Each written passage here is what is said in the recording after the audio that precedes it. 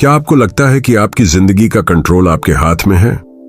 सच यह है कि नहीं, क्योंकि वह फार्मूला जो किसी भी इंसान को सफलता के शिखर तक पहुंचा सकता है, वो फार्मूला आपके स्कूल में नहीं पढ़ाया गया, आपके घर में नहीं सिखाया गया, बल्कि इसे आपसे छुपाया गया।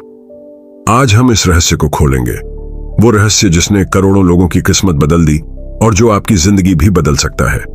लेकिन इसे समझने से पहले एक पल रुकिए और सोचिए, क्या आपकी लाइफ में ऐसा कोई पल आया है जहां आपने महसूस किया कि आपकी सारी मेहनत के बावजूद सफलता दूर ही रह जाती है? यह फार्मूला उस गैप को भरता है और आज हम इसे step by step deeply explore करेंगे। Chapter 1, origin of the formula. कहानी शुरू होती है 1908 के एक ठंडे लेकिन साफ दिन से। कल्पना कीजिए, उस दौर में जब अमेरिका तेजी से इंडस्ट्रियलाइज हो रहा था, एक युवा और महत्वाकांक्षी पत्रकार नेपोलियन हिल को एक असाइनमेंट मिला। यह कोई साधारण इंटरव्यू नहीं था, बल्कि उस समय के अमेरिका के सबसे बड़े इंडस्ट्रियलिस्ट और स्टील टाइकून एंड्रयू कार्नेगी से मुलाकात का मौका था। कार्नेगी न सिर्फ अमीर थे, बल्कि एक विजनरी भी थे, जो मानते थे कि सफलता कोई रहस्यमय या सिर्फ किस्मत का खेल नहीं है, बल्कि एक साइंस है, एक प्रोसेस है और इसे कोई भी सीख सकता है। लेकिन यह विश्वास कहां से आया? कार्नेगी खुद स्कॉटलैंड से अमेरिका आए थे, गरीबी से लड़कर, और उन्होंने देखा था कि सफलता के पीछे पैटर्न होते हैं, पैटर्न जो दोहराए जा सकते हैं। उन्होंने हिल की आंखों में झांकते हुए उनसे एक सवाल पूछा, क्या आप मेरे लिए एक मिशन पूरा करेंगे? भले ही इसमें आपको 20 साल से ज्यादा लग जाए और बदले में आपको कोई पैसा ना मिले। हिल हैरान रह गए। बिना पैसे, बिना संसाधन और बिना कोई गारंटी के इतना बड़ा कमिटमेंट। लेकिन हिल के अंदर एक स्पार्क था, दुनिया के सबसे सफल लोगों से सीखने का लालच और इस मिशन का रोमांच। उन्होंने हां कर दी और यहीं से शुरू हुआ एक ऐतिहासिक सफर। कार्नेगी ने तब उन्हें अपना असली विजन बताया। वह चाहते थे कि हिल 500 से ज्यादा ऐसे व्यक्तियों का इंटरव्यू लें जिन्होंने अपने अपने क्षेत्र में असाधारण सफलता पाई हो। इसमें बिजनेस टाइकून, इन्वेंटर्स, लीडर्स और थिंकर्स शामिल थे। नाम सुनकर ही आप समझ जाएंगे कि यह कितने बड़े लोग थे। हेनरी फोर्ड, जिन्होंने मास प्रोडक्शन रेवोल्यूशन शुरू की और कारों को आम आदमी की पहुंच में लाया। थॉमस एडिसन, जिन्होंने बिजली के प्रैक्टिकल उपयोग को दुनिया में फैलाया और हजारों इन्वेंशंस किए। अलेक्जेंडर ग्राहम बेल, जिन्होंने टेलीफोन का आविष्कार किया और कम्युनिकेशन को हमेशा के लिए बदल दिया। और भी दर्जनों जैसे जॉन डी, रॉकफेलर, जिन्होंने ऑयल इंडस्ट्री को ट्रांसफॉर्म किया, या चार्ल्स श्वाब, जो स्टील बिजनेस के मास्टर थे। इन सब ने समाज की दिशा ही बदल दी। लेकिन यह आसान नहीं था। याद रखिए, यह 1900 का दौर था। कोई इंटरनेट नहीं, कोई ईमेल नहीं, कोई आसान कम्युनिकेशन नहीं। हिल को हर एक व्यक्ति तक पहुंचने के लिए अलग अलग शहरों की यात्रा करनी पड़ती। लंबी ट्रेन यात्राएं, अनगिनत चिट्ठियां लिखनी पड़ती और कभी कभी महीनों इंतजार करना पड़ता सिर्फ एक मुलाकात के लिए। कल्पना कीजिए, हिल को फोर्ड से मिलने के लिए डेट्रॉइट जाना पड़ता, एडिसन से मिलने न्यू जर्सी, और हर बार उन्हें कन्विंस करना पड़ता कि यह मिशन क्यों महत्वपूर्ण है। इस प्रोसेस में उन्होंने न सिर्फ इंटरव्यू लिए, बल्कि हर व्यक्ति की लाइफ को डिकोड किया।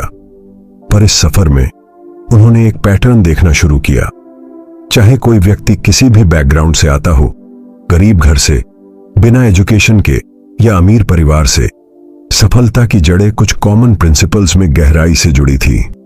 हिल ने अगले 25 साल अपनी पूरी जिंदगी इस मिशन को समर्पित कर दी। वह सिर्फ इंटरव्यू नहीं कर रहे थे, वह हर सफल व्यक्ति की कहानी को डिसेक्ट कर रहे थे। वह देख रहे थे कि यह लोग कैसे सोचते हैं, उनके फैसले कैसे होते हैं, उनकी आदतें कैसी होती हैं, और वह किन परिस्थितियों में भी हार नहीं मानते। उदाहरण के लिए, उन्होंने देखा कि फोर्ड ने अपनी फैक्ट्री में असेंबली लाइन कैसे इनोवेट की, जो पहले कभी नहीं सोचा गया था। एडिसन ने फेलियर्स को कैसे लेसन्स में बदला। उन्होंने देखा कि सफलता सिर्फ हार्ड वर्क का नतीजा नहीं थी। दुनिया में कई मेहनती लोग थे जो कभी अमीर या प्रभावशाली नहीं बन पाए। असली फर्क था सोचने के तरीके, प्लानिंग और एक निश्चित फार्मूला का इस्तेमाल।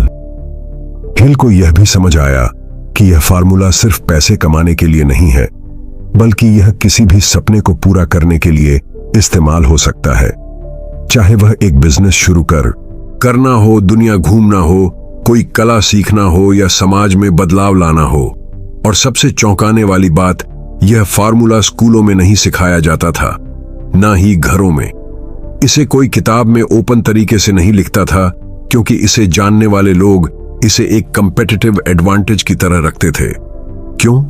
क्योंकि अगर सब जान जाएंगे तो कंपटीशन बढ़ जाएगा और सफलता की कीमत बढ़ जाएगी।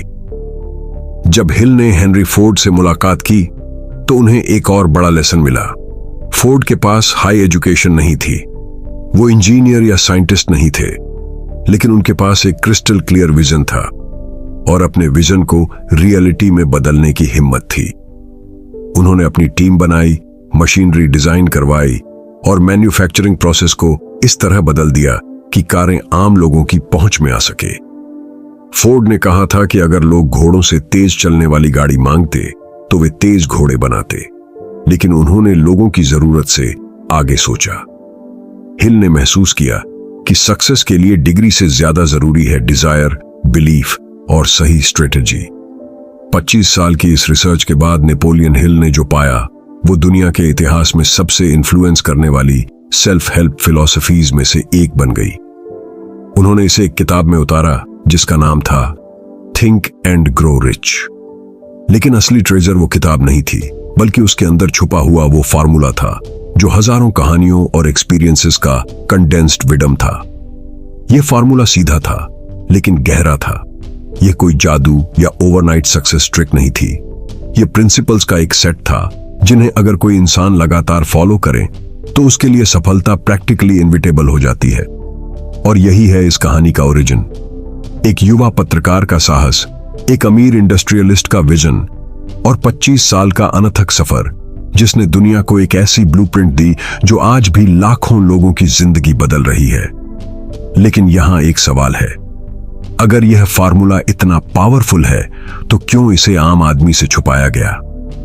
क्यों हम में से ज्यादातर लोग स्कूल से निकलते ही एक ऐसे सिस्टम में फंस जाते हैं जहां हमें नौकरी के लिए ट्रेन किया जाता है, लेकिन फाइनेंशियल फ्रीडम या पर्सनल सक्सेस के प्रिंसिपल्स कभी नहीं सिखाए जाते? क्या यह जानबूझकर है या बस एक ऐसा गैप है जो पीढ़ियों से चला आ रहा है? इस सवाल का जवाब हम आगे के चैप्टर्स में ढूंढेंगे, जहां हम हर प्रिंसिपल को और गहराई से समझेंगे। Chapter 2, burning desire. कहते हैं सपने देखना जरूरी है, लेकिन हकीकत यह है कि सिर्फ सपने देखने वाले करोड़ों लोग हैं और उनमें से बहुत कम लोग अपनी मंजिल तक पहुंचते हैं। क्यों? क्योंकि एक विश और एक जलता हुआ डिजायर, बर्निंग डिजायर में आसमान जमीन का फर्क है। एक विश होती है, काश ऐसा हो जाए, लेकिन एक बर्निंग डिजायर कहता है, चाहे कुछ भी हो जाए मैं इसे हासिल करूंगा। यह फर्क छोटा नहीं है, यह वही इनविजिबल वॉल है जो विनर्स और बाकी सब लोगों को अलग करती है। नेपोलियन हिल के रिसर्च में उन्होंने पाया कि हर बड़े अचीवर की कहानी एक कॉमन एलिमेंट से शुरू होती है, एक अटूट जिद्दी चाह। यह चाह इतनी गहरी होती है कि यह नींद में भी पीछा नहीं छोड़ती। यह आपको बेआराम कर देती है, यह आपको ऐसे एक्शंस लेने पर मजबूर कर देती है जो बाकी लोग पागलपन मानते हैं। यह बर्निंग डिजायर किसी एक्सटर्नल मोटिवेशन से नहीं आती, यह भीतर से जलती है, और जब यह जलती है तो बाहर की परिस्थितियां अपने आप बदलने लगती हैं। लेकिन कैसे? आइए इसे और गहराई से समझें। राइट ब्रदर्स की कहानी इसका सबसे बड़ा उदाहरण है। ऑरविल और विल्बर राइट, दो साधारण भाई जिनके पास कोई इंजीनियरिंग डिग्री नहीं थी, ना कोई बड़े इन्वेस्टर्स, ना कोई हाईटेक लैब्स। वो सिर्फ एक साइकिल शॉप चलाते थे, लेकिन उनके दिमाग में एक पागलपन जैसा सपना था, इंसान को हवा में उड़ाना। उस दौर में लोग उड़ने की कल्पना को साइंस फिक्शन समझते थे, प्रेस उनका मजाक उड़ाती थी, उनके दोस्त उन्हें समझाने की कोशिश करते थे कि यह असंभव है, लेकिन राइट ब्रदर्स के लिए यह एक ऑप्शन नहीं था, यह एक मिशन था। उन्होंने सालों तक एक्सपेरिमेंट्स किए, सैकड़ों बार फेल हुए, उनके बनाए प्रोटोटाइप्स क्रैश होते रहे, चोटें आती रहीं, रिसोर्सेज खत्म होते रहे। लेकिन एक बर्निंग डिजायर की खासियत यही है, यह फेलियर को फ्यूल बना देता है।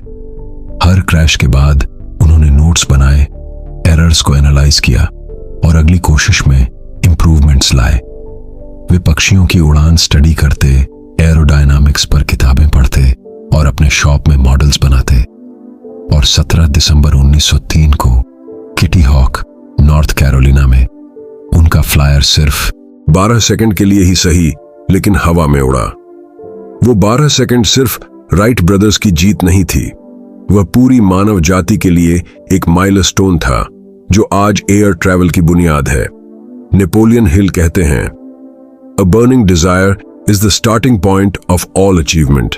लेकिन इसे सिर्फ चाहना काफी नहीं है, इसे डिफाइन करना, विजुअलाइज करना और रोज रीइंफोर्स करना पड़ता है। आपकी डिजायर इतनी क्लियर होनी चाहिए कि आप उसे शब्दों में डिस्क्राइब कर सकें। अगर आप बस वेगली सोचते हैं मुझे सक्सेसफुल बनना है, तो यह माइंड के लिए कोई क्लियर इंस्ट्रक्शन नहीं है। माइंड को क्लैरिटी चाहिए। मुझे अगले 5 साल में अपना खुद का डिजाइन स्टूडियो खोलना है जिसमें 10 एम्प्लॉय होंगे और सालाना 1 करोड़ का टर्नओवर होगा। या मुझे अगले साल मैराथन दौड़नी है और मैं हर दिन 5 किमी प्रैक्टिस करूंगा। साइंस भी इसे सपोर्ट करता है। न्यूरोसाइंस के अनुसार जब आप अपने गोल्स को बार बार लिखते और बोलते हैं तो आपके ब्रेन के रेटिकुलर एक्टिवेटिंग सिस्टम RAS को एक फिल्टर सेट हो जाता है। यह फिल्टर ऑटोमेटिकली उन अपॉर्चुनिटीज और रिसोर्सेज को नोटिस करने लगता है जो आपके गोल से जुड़े होते हैं और बाकी डिस्ट्रैक्शंस को इग्नोर करता है। उदाहरण के लिए, अगर आपका गोल कार खरीदना है तो अचानक आपको हर जगह कारों के एड्स और डील्स नजर आने लगेंगे। यही कारण है कि नेपोलियन हिल एक सिंपल लेकिन पावरफुल लाइफस्टाइल टिप देते हैं।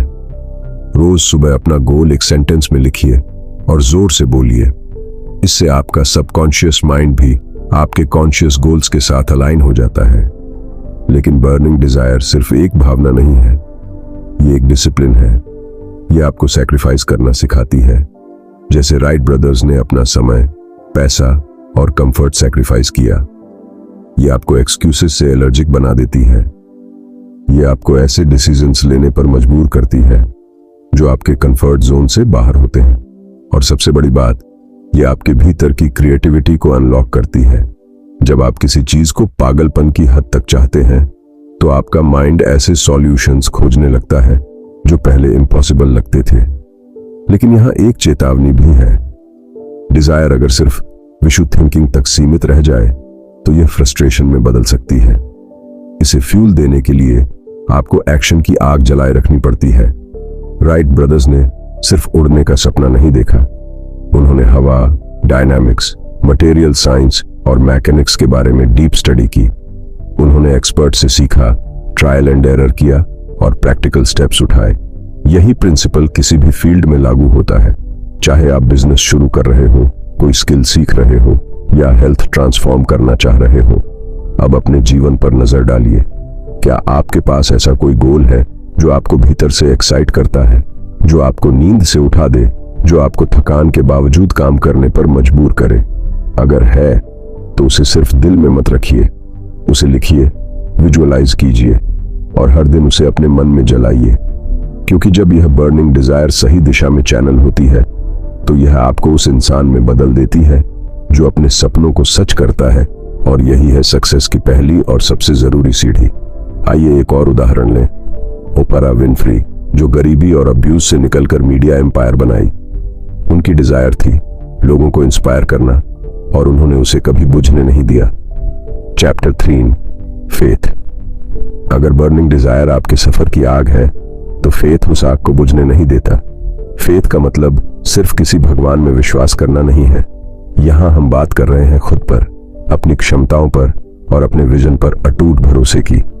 ये वही शक्ति है जो आपको खड़ा रखती है, भले ही पूरी दुनिया आपको गिरते हुए देख रही हो। दुनिया की सबसे बड़ी अचीवमेंट्स के पीछे एक कॉमन फैक्टर है, ऐसे लोग जिन्होंने अपने सपनों पर विश्वास बनाए रखा, तब भी जब बाकी लोग उन्हें पागल, इमेच्योर या अनरियलिस्टिक कह रहे थे। और यही वह जगह है जहां ज्यादातर लोग हार मान जाते हैं, क्रिटिसिज्म और रिजेक्शन के दबाव में। नेपोलियन हिल ने अपनी रिसर्च में बार बार देखा कि फेथ कभी एक्सीडेंट से नहीं आता, इसे कल्टीवेट करना पड़ता है। यह आपके माइंड का एक मसल है। जितना इसे ट्रेन करेंगे उतना यह मजबूत होगा।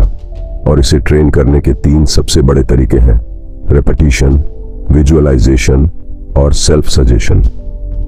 जब आप किसी गोल को बार बार अपने दिमाग में दोहराते हैं, खुद को बार बार उसकी तस्वीर दिखाते हैं, तो आपका सबकॉन्शियस माइंड उस पर विश्वास करने लगता है, भले ही प्रेजेंट रियलिटी अलग हो। थॉमस एडिसन की कहानी इसका सबसे जबरदस्त एग्जाम्पल है। एडिसन लाइट बल्ब के इन्वेंशन के लिए दुनिया भर में मशहूर हैं, लेकिन यह अचीवमेंट ओवरनाइट नहीं आई। उन्होंने 1-2 नहीं बल्कि 1000 से भी ज्यादा बार एक्सपेरिमेंट्स किए और फेल हुए। सोचना भी मुश्किल है, 1000 बार असफल होना।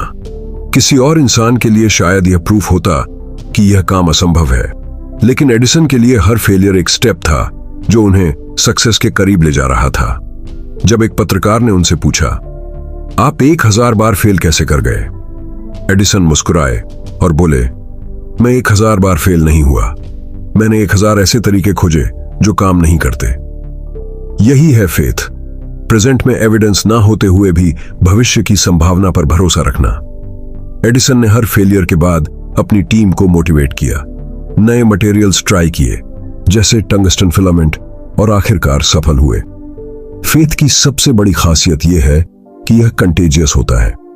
जब आप खुद पर जेन्युइनली विश्वास रखते हैं तो दूसरे लोग भी आपके विजन पर भरोसा करने लगते हैं।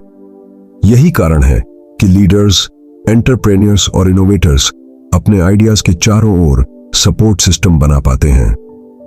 स्टीव जॉब्स जब पहले आईफोन का आइडिया लेकर अपनी टीम के पास गए, तब यह टेक्नोलॉजी उस स्तर की नहीं थी, लेकिन जॉब्स का विश्वास इतना मजबूत था कि उनकी टीम ने अपनी लिमिट से परे जाकर काम किया, टच स्क्रीन, एप्स और यूजर इंटरफेस को इनोवेट किया। साइंस भी फेथ की ताकत को वैलिडेट करता है। न्यूरोसाइंस में एक कॉन्सेप्ट है, सेल्फ फुलफिलिंग प्रोफेसी। इसका मतलब है कि जब आप किसी आउटकम पर जेन्युइनली विश्वास करते हैं, तो आपका दिमाग और शरीर उसी आउटकम को अचीव करने के लिए माइक्रो एक्शंस लेने लगता है, जिन पर आप कॉन्शियसली ध्यान भी नहीं देते। आपका टोन, आपकी बॉडी लैंग्वेज, आपके डिसीजंस सब बदल जाते हैं और आपको उस दिशा में पुश करते हैं जहां आपका बिलीफ है। लेकिन फेथ को बनाना आसान नहीं है, खासकर तब जब आप फेलियर्स, क्रिटिसिज्म और सेटबैक्स का सामना कर रहे हो। यही कारण है कि रिपीटिशन और विजुअलाइजेशन इतनी पावरफुल है। अगर आप रोज सुबह और रात को अपने गोल्स को विजुअलाइज करते हैं जैसे कि वह पहले ही पूरे हो चुके हैं, तो आपका सबकॉन्शियस माइंड उस रियलिटी को एक्सेप्ट करना शुरू कर देता है। यह प्रोसेस मैजिक नहीं है, बल्कि एक मेंटल कंडीशनिंग है, जैसे एथलीट्स अपने मैचेस से पहले करते हैं। ओलंपिक चैंपियंस मैदान पर उतरने से पहले अपने जीतने का मेंटल रिहर्सल करते हैं। वे हर जंप, हर रन को इमेजिन करते हैं। यही टेक्निक किसी भी गोल पर लागू हो सकती है। Business deal, public speaking, skill learning या पर्सनल ट्रांसफॉर्मेशन। फेथ एक शील्ड की तरह है। जब बाहर से नेगेटिविटी आती है तो यह शील्ड उसे रोकता है, लेकिन यह शील्ड कमजोर भी हो सकता है अगर आप उसे फीड न करें। इसे फीड करने के लिए जरूरी है कि आप अपने एनवायरनमेंट को कंट्रोल करें।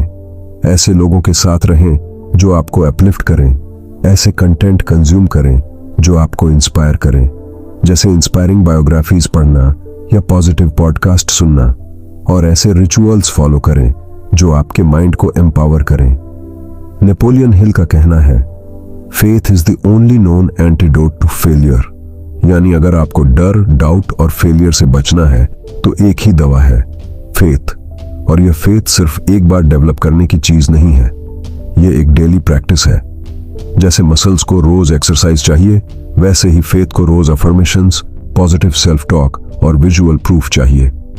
अब सोचिए, क्या आप अपने गोल पर उतना ही विश्वास रखते हैं जितना एडिसन ने लाइट बल्ब पर रखा था? अगर नहीं, तो यह मत सोचिए कि आपके अंदर कैपेबिलिटी नहीं है।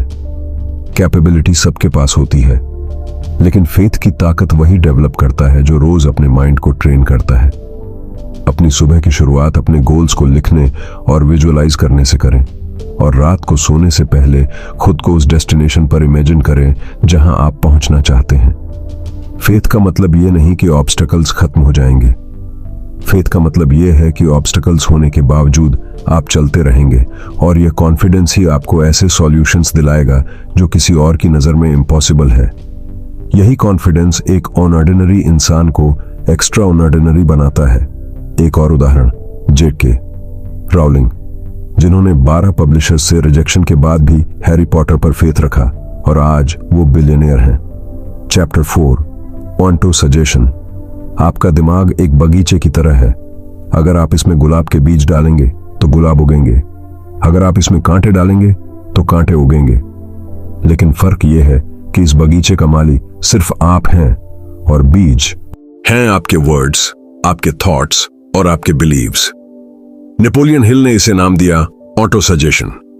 यह एक सिंपल लेकिन लाइफ चेंजिंग प्रिंसिपल है। आपका सबकॉन्शियस माइंड वही बिलीव करेगा जो आप बार बार उसे कहेंगे। ऑटो सजेशन माइंड को ट्रेन करने का सबसे शक्तिशाली तरीका है।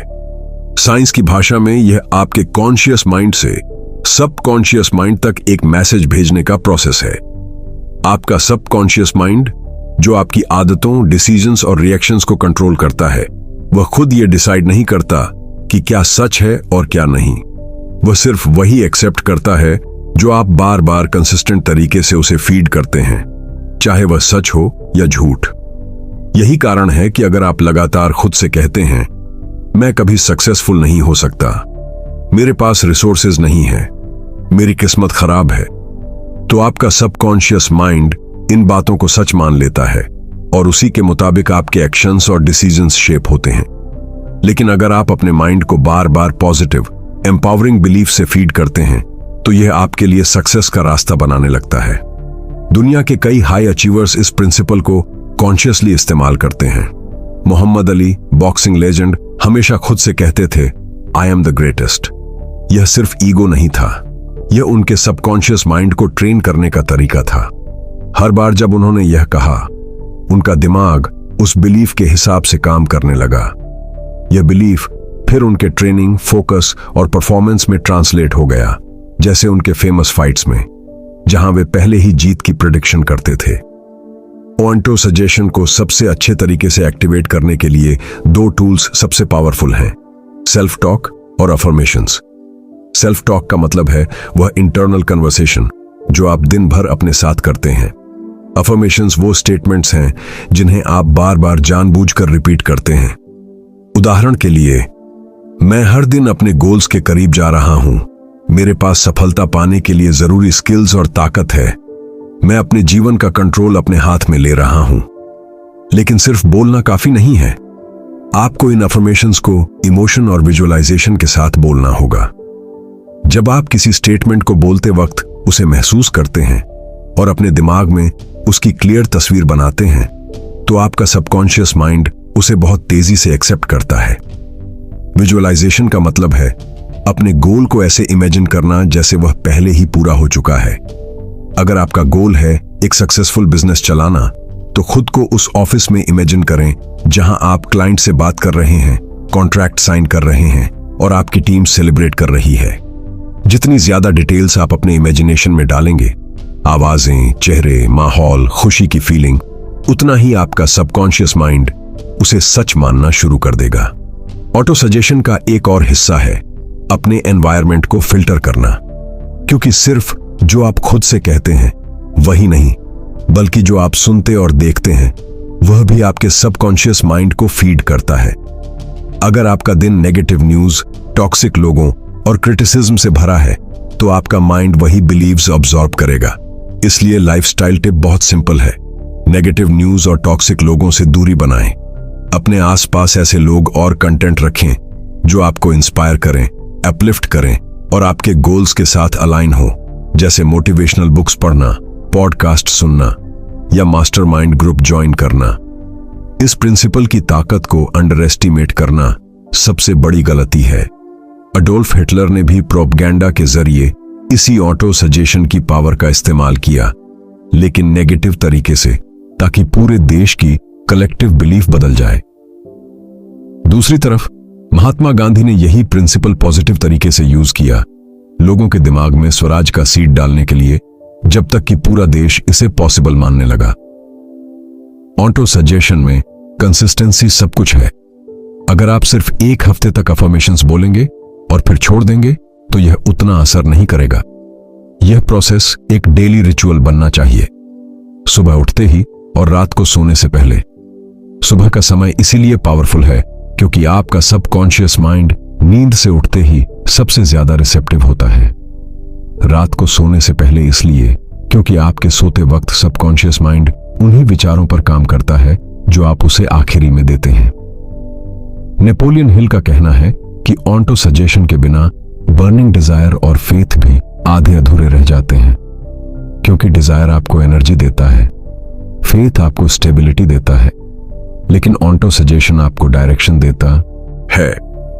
यह आपकी एनर्जी और बिलीफ को हर दिन सही दिशा में पुश करता है। अगर आप इस प्रिंसिपल को सही तरीके से इस्तेमाल करेंगे तो धीरे धीरे आपको अपने सोचने का तरीका बदलता हुआ नजर आएगा। आप चैलेंजेस में अपॉर्चुनिटीज देखना शुरू करेंगे, आप खुद को पहले से ज्यादा कैपेबल महसूस करेंगे और सबसे अहम, आपके एक्शंस नेचुरली आपके गोल्स के साथ अलाइन होने लगेंगे। यही सबकॉन्शियस रिप्रोग्रामिंग की असली ताकत है। तो आज से ही इस प्रिंसिपल को प्रैक्टिस में लाएं। अपने अफर्मेशंस लिखिए, उन्हें जोर से बोलिए, विजुअलाइज कीजिए और अपने एनवायरनमेंट को साफ रखिए। याद रखिए, आपका माइंड एक बगीचा है और उसमें क्या उगाना है यह सिर्फ आपके हाथ में है। एक और उदाहरण, जिम कैरी ने हॉलीवुड में स्ट्रगल के दौरान खुद को $10 मिलियन का चेक लिखा और रोज विजुअलाइज किया और आखिरकार वो हुआ। Chapter 5, specialised knowledge. आपने ध्यान दिया होगा, स्कूल और कॉलेज हमें हर विषय के बारे में थोड़ा थोड़ा सिखाते हैं। हिस्ट्री से लेकर मैथमेटिक्स, लिटरेचर से लेकर ज्योग्राफी, हमें एक जनरल अंडरस्टैंडिंग मिलती है। यह जनरल नॉलेज हमें एजुकेटेड तो बनाती है लेकिन सक्सेसफुल नहीं। नेपोलियन हिल कहते हैं, जनरल नॉलेज से काम नहीं चलता, आपको स्पेशलाइज्ड नॉलेज चाहिए, क्योंकि जनरल नॉलेज एक एनसाइक्लोपीडिया की तरह है, बहुत सारी जानकारी लेकिन डायरेक्ट उपयोग बहुत कम। स्पेशलाइज्ड नॉलेज वह है जो किसी स्पेसिफिक गोल या फील्ड में प्रैक्टिकली यूज हो सके और जो आपको बाकी लोगों से अलग खड़ा कर सके। सोचिए, अगर जनरल नॉलेज से ही सफलता मिलती तो हर लाइब्रेरी के लाइब्रेरियन करोड़पति होते, लेकिन ऐसा नहीं है। उनके पास हजारों किताबों तक पहुंच है, लेकिन नॉलेज तभी पावर बनती है जब वह अनऑर्गेनाइज्ड हो, टारगेटेड हो और एक्शन में बदल सके। यही स्पेशलाइज्ड नॉलेज का असली मतलब है, फोकस्ड स्किल सेट जो किसी स्पेसिफिक प्रॉब्लम को सॉल्व करें। उदाहरण के लिए, एक जनरल साइंस स्टूडेंट को फिजिक्स, केमिस्ट्री और बायोलॉजी के बेसिक कॉन्सेप्ट्स आते हैं। यह अच्छा है, लेकिन यह मार्केट में डायरेक्ट वैल्यू नहीं पैदा करता। वहीं एक डॉक्टर जिसने सालों तक ह्यूमन एनाटॉमी, डिजीजेस और ट्रीटमेंट्स का गहराई से अध्ययन किया है, वह उस नॉलेज को सीधे किसी की जिंदगी बचाने में इस्तेमाल कर सकता है। यही रीजन है कि डॉक्टर की अर्निंग और रिस्पेक्ट दोनों ज्यादा होती है। स्पेशलाइज्ड नॉलेज सिर्फ फॉर्मल एजुकेशन से नहीं आती, यह एक्सपीरियंस, मेंटरशिप और सेल्फ स्टडी से भी डेवलप हो सकती है। स्टीव जॉब्स ने कॉलेज ड्रॉप आउट होने के बावजूद टाइपोग्राफी, डिजाइन और यूजर एक्सपीरियंस में इतनी गहराई से नॉलेज हासिल की कि उसने एप्पल प्रोडक्ट्स को दुनिया में यूनिक बना दिया, जैसे मैकिंटॉश का फॉन्ट सिस्टम जो आज भी स्टैंडर्ड है। इलॉन मस्क ने एरोस्पेस इंजीनियरिंग फॉर्मली नहीं पढ़ी, लेकिन उसने रॉकेट साइंस पर इतनी डेडिकेटेड स्टडी और एक्सपर्ट कंसल्टेशन ली कि स्पेसएक्स जैसी कंपनी खड़ी कर दी, जहां रियूजेबल रॉकेट्स अब रियलिटी हैं। स्पेशलाइज्ड नॉलेज के 3 की एलिमेंट्स होते हैं। डेप्थ, किसी सब्जेक्ट को सरफेस लेवल से नहीं बल्कि उसकी कोर तक समझना।